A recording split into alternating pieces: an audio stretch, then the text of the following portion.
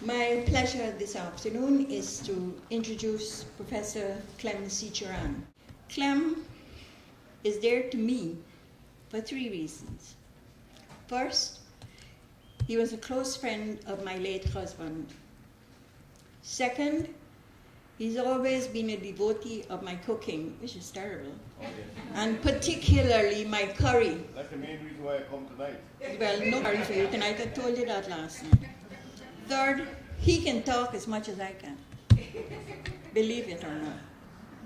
In August 2011, as a few of you may recall, Clem's readings from Mother India's Shadow was the inaugural event at the opening of this house, the trust, and he set the tone for much of what was to follow.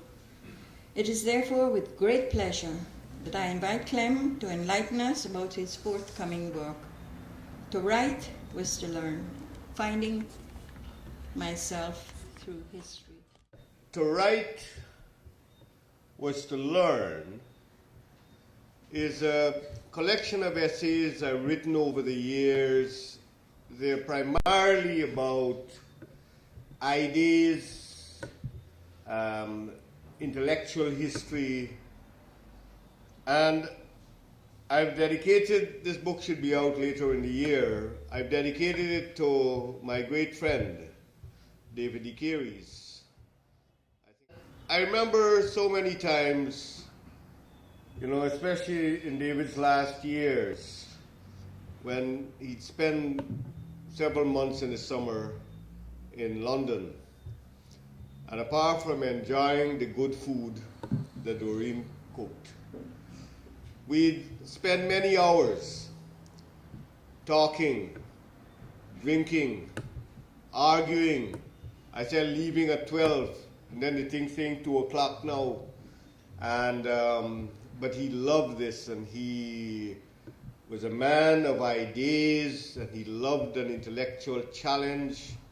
As you know, that great collection, The New World, fortnightly, that he and Miles Fitzpatrick were instrumental in producing in the 1960s, is an indication of the commitment to the work of the mind that David de Caires represented. I like to say he was committed to the open word, to challenge ideas and to challenge institutions, and to make sure that you have that kind of freedom. If you don't have that freedom, and if you're just committed to playing the particular orthodox line, then the society has nowhere to go. And that is something that I want to emphasize.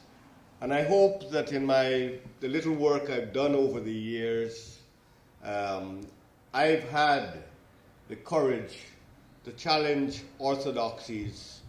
I don't care how holy you are. I got no sacred cows, although I have some kind of a vague Hindu provenance. So what I want to do really is to not necessarily to read from this collection, but just to give you a sample of what David really believed in, this whole thing about ideas and how ideas are important in transforming society. If you don't have a life of the mind, you can't go anywhere. And dictators don't like people who believe in a life of the mind. Okay?